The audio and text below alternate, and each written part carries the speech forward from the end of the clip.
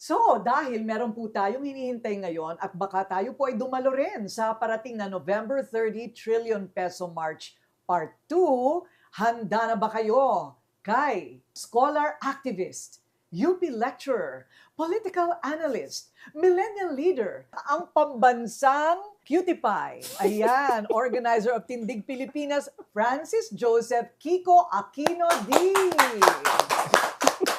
Magandang gabi po, Miss Corina. Magandang gabi po sa lahat ng mga nanonood po ngayon. Thank you for the very kind introduction. I don't know how accurate, pero very kind po. Well, but do you recede in an embarrassment with all of those titles given to you? A bit. Like, halimbawa, yung political analyst, I never got the license to be a political analyst, so binigay na lang yun sa akin, di ko na kinokorek. There's really no course to be a political analyst. No, it's a very informal thing, but yun, it's... I think it all depends on how many people listen to you when you give your analysis. I suppose. And I think in my case, what I give isn't really the purely objective analysis. No, it's really coming from a particular point of view. So, well, people want to know what the 30-something-year-olds are thinking because you catapulted like some senators that they thought would never make it. You know, sabi nga nila, yung boto ng inyong henerasyon, ng inyong kaidaran, malaking bagay, no, sa kahihinat na ng bayan natin. Interesting po yun kasi parang may nakita po kasi akong survey ng Pulse Asia. Hindi nila na-release before the election, pero it was done siguro the last week of the campaign. And then binreakdown ulit nila yung boto kada senator for each demographic. And in that one, kahit sa Gen Z, number 4 pa lang si Senator Bam eh. Oh. So, it did better compared to other generations. Tama. So, may factor yung Gen Z, but it doesn't explain the whole thing eh. Kung paano siya umabot ng number 2. Parang something else beyond the generational factor was there. And that's, I think, something that still needs to be parsed. Well, you and me both. I also wonder, not just on Bam or Kiko, I mean, other personalities that you didn't think would make it. Do you trust the machines? Which, the voting machines? Yeah, the new voting machine, Miro. Broadly, I do. No, I think there are a lot of questions to be had, and Comelec, I think, could do a better job answering yung mga tanong ng yung mga eksperto, yung mga nakakaalam talaga sa engineering. But I think, by and large, the will of the people finds a way to be expressed. No? Na nitong 2025, maraming hindi natutuwa sa Marcos administration, whether because supporter ka ni President Duterte at marami yung very well into the feud between Marcos and Duterte na tayo at that point. Or because you were looking at ilang economic factors na we came off of several quarters straight na umabot ng 60% yung self-rated hunger, which is historic high. And similarly, the satisfaction rating of the president, bumaba siya to the negatives during the first few quarters of this year. So I think that, the fact that talagang medyo mahina yung performance ng alyansa slate noong 2025 reflects yung ganong repudiation ng mga tao. And ni-recognize nga yun ni President Marcos in his SONA, which gave birth to so many of the issues, the discussions we're having now. Sinabi niya na he took it as a repudiation this last election. So I think that was a sound interpretation. But with so many things happening right now, I mean, you wouldn't be surprised why so many other issues fall behind, right? I mean, where are the sabongeros now? And there's just so much. Right. Parang it was a whole can of worms. Do you think that the president was ready when he gave out that list of 15 contractors that eto umabot na sa BIR, DICT, hanggang sa health, hanggang sa education? Well, honestly, I'm not really that reliable to give a fair assessment of the president for very biased reasons po. No? Pero yung tingin ko talaga, hindi siya handa para sa fallout ng sinabi niya. So parang, kasi ang naisip ko, yung flood control kasi, lumitaw siya nung 2024 SONA, di ba? Na pinagmalaki niya yung sobrang laking perang ginasta for flood control.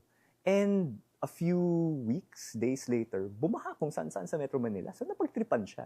So going into the 2025 SONA, I think dala-dala niya yung kahihiyan na yun. Gusto niyang bubawi. So he said, okay, kayo mga nangungurakot sa flood control, mahiya naman kayo. And then he set up a website, yung isumbong sa Pangulo. He had that list.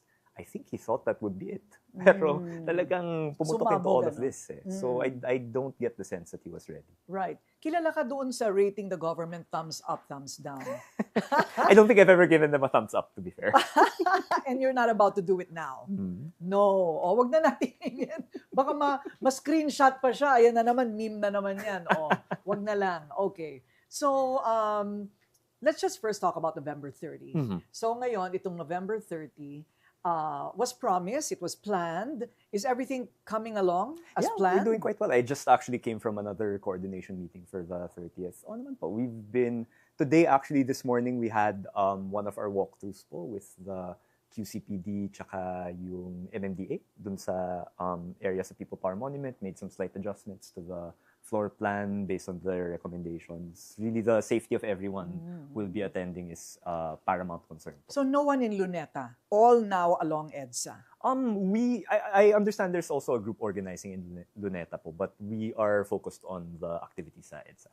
I see. So how do we make sure that, the small riot that happened, the violence that erupted in Manila doesn't happen again?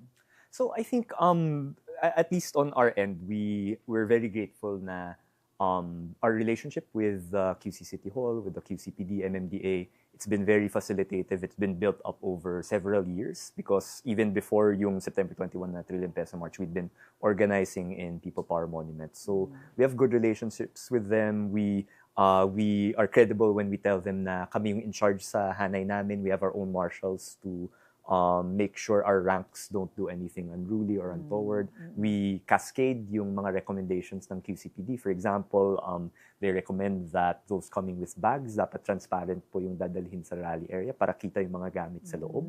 And so we can avoid bringing in any dangerous items. So I think that coordination is very helpful. And also, hopefully the message gets across po na yung we're very grateful po for the leadership of the different religious organizations, especially the Catholic Church with the CBCP.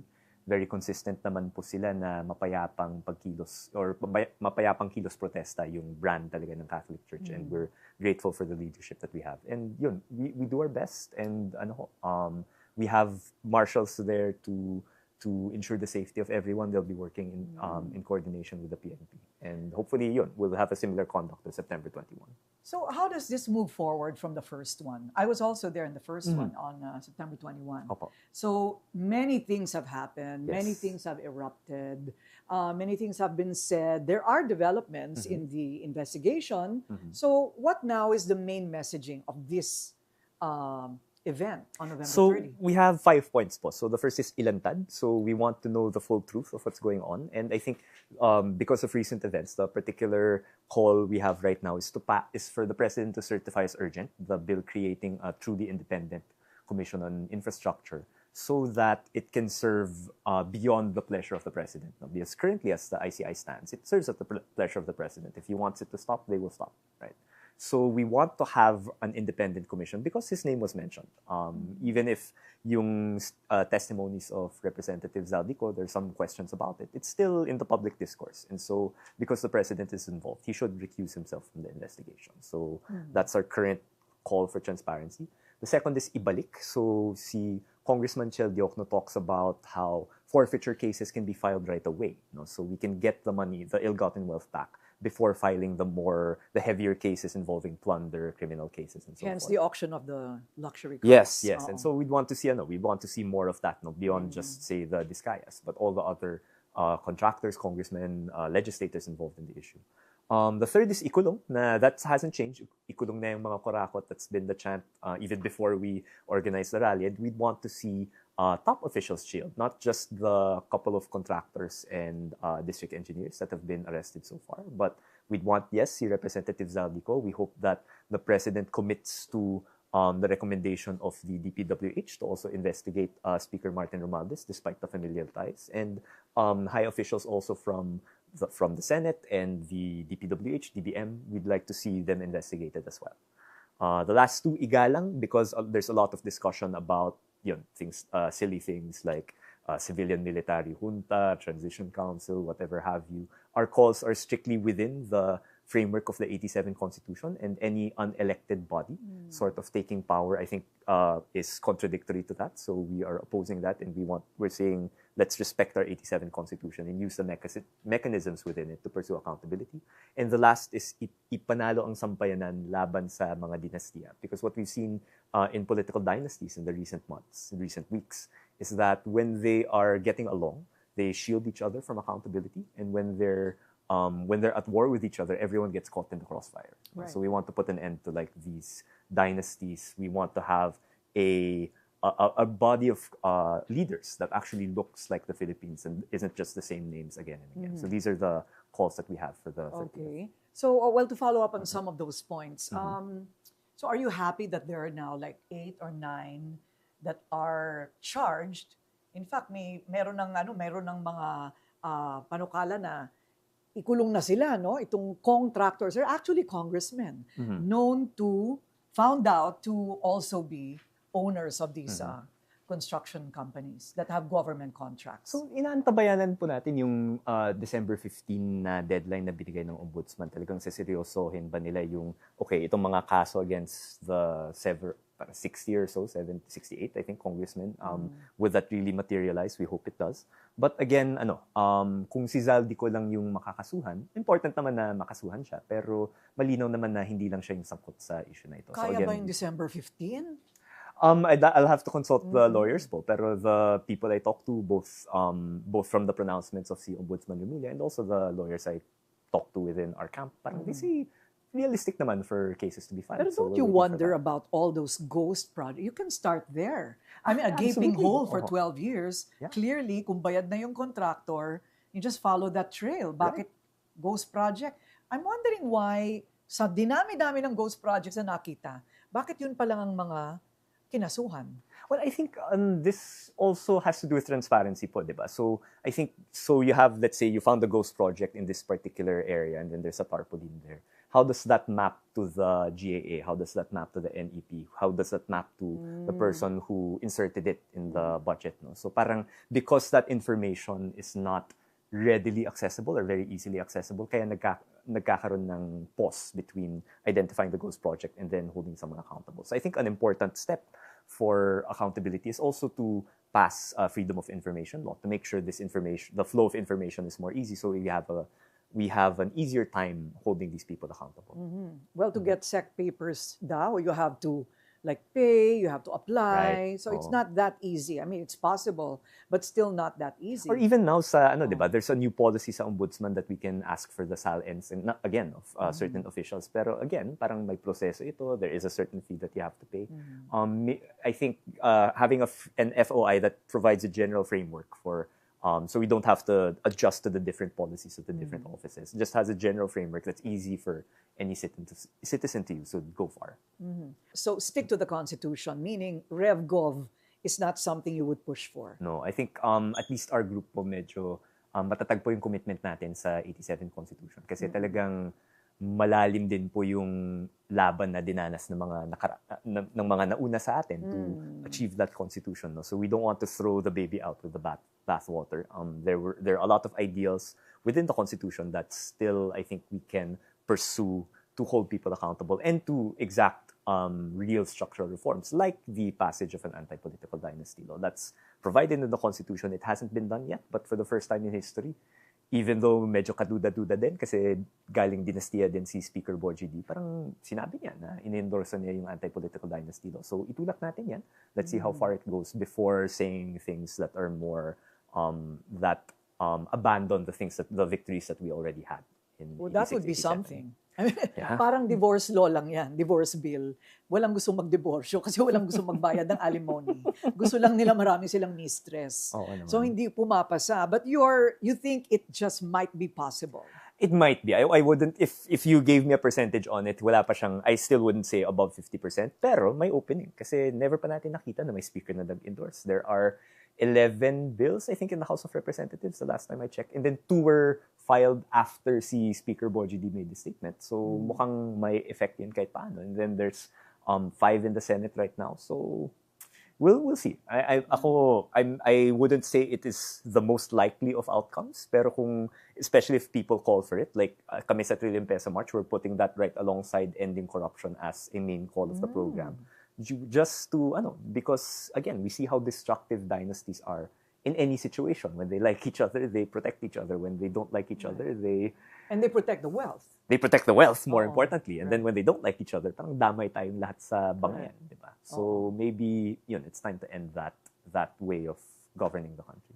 Tingnan natin. That sounds a little more hopeful than about 20 years ago when I first heard about ending political dynasties. It never happened. So maybe. Okay, right. So this particular movement is not calling for the resignation of anyone. Walang mga personalidad burning in effigies, there is no color in this particular event. Well, ay, nakadilaw pala siya, tsaka pink ako. Nagkataon lang po. Hindi po yan sinadya. So, po, it's the birthday of si Senator Ninoy today. So, we had an event. In agenda, we're color-coded. So, pink and brown are the colors of the day. Ganun lang yun.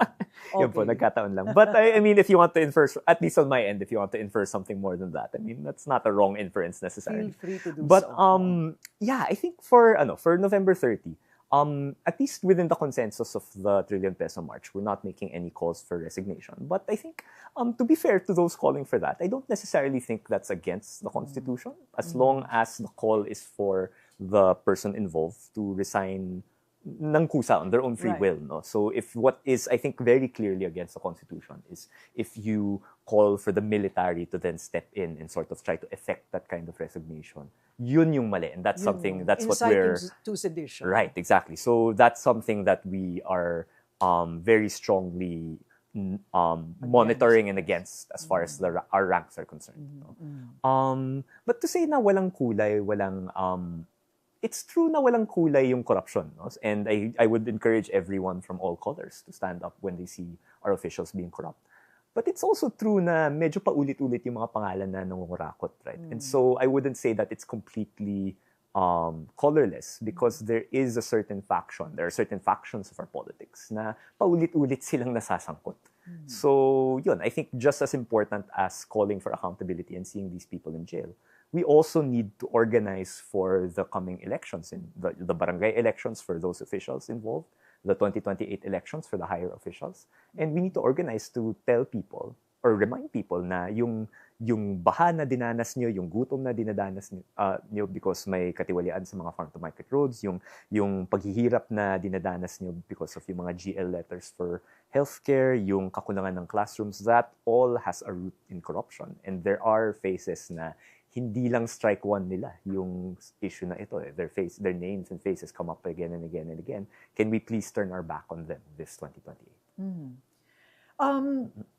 I imagine that this kind of corruption has been going on forever. Kaya lang ngayon medyo mas lalaki ng mga amount. Yun na sabi nga nila mas garapal ngayon. Kaya ayan, sumabog. So I would imagine that the guys who have been doing it forever know what they're doing. So do you believe that it will really take hard evidence to prove guilt of corruption and that we should go through this longish process of proving with evidence? Well, I don't think the process has to be that long, no? Kasi again, yung position ni Kong Chel Diokno is, I think you can put reasonable limits on corruption trials, no? Na parang the trial doesn't have to be longer than 3 years, the appeal process doesn't have to be longer than 2 years. Parang these things need to be tried right away. And I think since I'm not a lawyer, I can't comment on the rules of evidence, no. But speaking from a political perspective, again, I go back to the 2019 election, which is when si Jinggoy Estrada, Bong Revilla, and the late Senator Juan Ponce Enrile ran for re-election after being linked to the PDAS scam. What happened there was Enrile was kicked out despite being a mainstay in Senate. Si Jinggoy Estrada was also kicked out despite coming in number 2 the last time he ran. And Bong Revilla won, but he came in at 11 despite coming in at number 1 the last time he ran. 4 million people changed their minds na, corrupt pala siya. We didn't vote for him. He was propped up by the Duterte slate because he was part of that slate. So what I think is the people know to kick these people out, but our leaders and our lawyers need to step up to that desire. No? So our lawyers, again, I'm not an expert on the law, but definitely there needs to be more rigor in the prosecution. But in terms of our politics then, that administration that is sitting in power matters if you care about corruption. Kasi kung aliado lang ng kasalukuyang administrasyon yung mga nasasangkot, then definitely they'll have a freer ride. And that's what we've seen in the cases of Revilla, Jinggoy, and Enrile. Even though the people turned their back on them, somehow the sitting administration decides to give them a free pass. No? So I think there is a political element to this too. And we need to take seriously the electoral aspect of corruption, the political aspect of accountability, if we want to finally end this kind of corruption in the Philippines. So you think BBM will survive all this? Because sabi nga nila, iba yung legal sa perception or political. Political is perception. So he seems to be surviving saldi ko. I mean, so for now, when you look at Saldico, he gives details, pero sabi nga, people seem to be like of the opinion, nasaan yung ebidensya mo? Bakit wala ka dito sa bansa? Amy Marcos, parang drugs, o bumenta na yan. And then, from my perspective, parang people turned against her instead. Because nakakabatang kapatid, bakit mo ginanon, etc. So, and he survived the protest rallies. So, what do you think is he doing right? So I have two thoughts. No? So yung kay Senator Amy, I really think that's just, again, the toxic part of political dynasties pag nag-aaway sila. Di natamay tayo, di ba? So parang I did not need to hear the sibling hinanakits of Senator Amy. And yet, parang for 30 minutes, she spoke in a rally about it. So ako, to me, that just hammered home na, okay, medyo pampagulo yung sinabi niya, but let's end political dynasties so we don't have to be drawn into the psychodrama between two siblings. No? Yung kay Zaldico naman, if I'm being honest, if you say something negative about President Marcos, I will most likely believe that. Right? Because, again, it's a Marcos and they have a track record of impunity, of corruption in this country. But tama naman na kailangang dumaan sa tamang proseso kasi everyone has their own biases, right? So what has to happen is on the end of Congressman Ko, he should come home to give his testimony. And on the end of the Marcos administration, kung totoo nga na may banta sa buhay niya, they need to guarantee his security. They need to do everything in their power to make sure that due process is given to his testimony. And that's the only way that President Marcos' name will be cleared. So in terms of is he surviving, I guess, will he make it to 2028? Maybe, maybe not. But what I think is very certain is you're not going to see Marcos's candidate or Marcos's successor win in 2028 because, again, he's the most unpopular president since Gloria Macapagal Arroyo. He is, whether involved or not, he had his hand on the wheel during this massive corruption scam involving sums of money that we've never heard of before. And I think he's making the best argument to that the argument that actually we didn't have that we failed at making, but he's making the best argument that can be made to say that we should never have a Marcos again as a president. Did he say that? No, but I think his actions make that argument for him. His failures make that argument for him. Okay. Parang that's the deduction. Yeah. Parang that's the ultimate conclusion. Right. Well, hindi ka ba bumibilib na siya mismo ang naglabas nung 15 mga pangalan at sabi niya, ako nagsimula nito, ako magtatapos nito? Well, again, I think he was drawn into it. Parang pinahiya siya or pinahiya niya yung sarili niya dahil binagit niya yung flood control noong 2024 kahit na sobrang palpak yung lahat ng flood control dito sa Metro Manila, at least and apparently the rest of the country as well. And then parang he brought that shame, that deserved shame to the 2025 SONA, thought he made up for it. But again, this whole issue emerged and he didn't realize, I think, what had to be done. Kasi look at the ICI. No? I think that's something civil society was calling for. But si President Marcos had to be dragged sort of by the feet to put that up. And then even when it was put up, diba, parang they continued to dilly-dally on making the hearings public. And again, it is not a fully independent commission. Parang nobody was given a say on to who would sit there, even though I believe at least very much in the integrity of Sec Babes. No? Nobody, it was just the decision of the president who would sit there. So I think he didn't realize how big this issue would become. No? So I think, again, while, okay, it's better that we're having this discussion I'd rather be having this discussion than not have it. But the reason we got here in the first place was, okay, how did those budgets get signed? It's his signature in the end. Another independent people's commission, is it necessary? I wouldn't say another, but a commission that is independent of Malacanang. Because currently, it serves at his pleasure. If he says, I don't want it anymore, it will be gone. Right? And it's talagang problematic yun kasi dawit na nga yung pangalan niya dito sa corruption issue. Whether you believe Zaldico or not, nasa diskurso na yun. Na parang may mga mali-maleta supposedly na dinala sa Malacanang or wherever.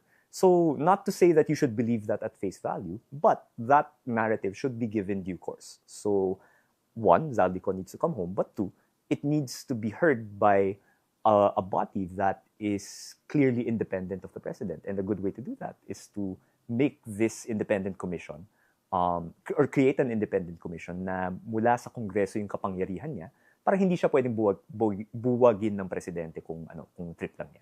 Right? So, yes, I do think we need not necessarily another ICI, but an ICI with a different set of powers. That would oversee their findings or to be simultaneously investigating? I would even be open to perhaps even if it's the current ICI, but the current composition the appointment needs to be approved by Congress. And then once they're appointed, their terms are hindi siya pwedeng galawin ng presidente. That might even be enough. No? Again, I'm not, that I think that's a broader discussion to be had. But just an ICI with clear independence from Malacanang, I think would go a long way to shedding light on these cases, specifically the points brought up by Zaldico. And more generally, I think that they would have more confidence from people. But my gosh, that's just about infrastructure projects. We have the BIR, we have the customs, we have... Montulfo was here and he was saying, Corina, even the PNP, sabi naman niya ganon, parang ayoko nang malaman, one at a time, hindi na kaya ng powers ko. Ay, diba? Baka nga. So, but you're hopeful that this could be a start. It could be a start. Hindi ko alam kung kailan ito matatapos. Siyempre, baka yung susunod na presidente, mahirapan din siya. How do we just, pag nakita niya yung full extent ng gulo, paano natin to aayusin? How do we root out all of these structures? Baka nga wala nang tumakbo kasi hindi na sila pwede gumawa ng pera. Well, sana parang siguro para sa mga mabubuting politiko, it's really time na put up or shut up, diba? Parang kung talagang may prinsipyo ka, I think it's going to be a very hard presidency sa 2028 kung sino man yung mananalo. Pero kung believe ka talaga, or if you really have that integrity, then you have to make that effort. Well, you have to drink a lot of vitamins. You have to live long, Kiko. This person, kung sino man, na hindi ako yun. Pero kung sino man people like you. I mean, people who believe that there is hope for the country should live long enough to see that through. Pero, I mean, marami namang umasa dito sa bansa natin na hindi rin nila nakita yung gusto nilang mangyari, di ba? So, you're telling me? I've interviewed them all. Right. But I mean, I don't know if I should feel entitled to see that if people who did so much more for the cause that came before me also didn't see that, diba? So ako parang kung ano man yung oras na binigay sa akin, I will devote it to the things that I care about. And then if I see bonus na lang siguro if I see progress, but if not, then I mean worse things have happened to worse people. Okay, bakit nila pinipilit yung Sandro Marcos versus Kiko D in the future? Well, may Sandro Marcos versus Kiko B na ngayon. I think that's enough, right? What's Kiko B? Ano yun? Okay. Ano ba? Sige na nga. Ano ba yan? Wag na natin banggitin out loud. But, I'm thinking about this. There was a sudden utos, diba? A sudden requirement of Vince Dizon to propose the filing of charges against the former Speaker Martin Romualdez. That's a surprise to me. It is also a surprise to me that the president is really calling out against Zaldico and saying, you are coming back here to face the music. Whereas before, parang the common notion is that he wouldn't want Zaldico to come back. So could it be that this will be, in the end, a PBBM versus Martin Romualdez? Actually, it's a lot to make sense of. And medyo parang, paiba-iba yung nagiging diskurso kay Speaker Martin. Kasi yun, Sabi ko doesn't really mention Martin Romualdez much. It's interesting nga, no? Although, ayun, just tracking it down. So, DPWH, Sec Vince Dizon recommended the charges. But I think, the week before that, si President Marcos himself in a press con said na, okay, medyo mahina ata yung ebidensya kay Speaker Martin. And then, I think a few days ago lang, the ICI seemed to walk back on that then kay Speaker Martin. I'll double check po if I heard that right now. Pero parang nagdadalawang isip ata yung gobyerno. What I would hope is, let the evidence go where it goes. Kung talagang may nakita yung DPWH, then let's pursue that case and then let si Speaker Martin face the music then.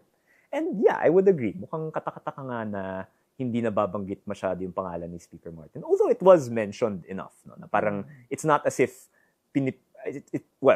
Zaldico is trying to paint himself as innocent, which is not very credible. But it's not as if he's painting si Speaker Martin as completely innocent. Binanggit naman niya na siya yung nagsabi na what the president wants, the president gets. Diba?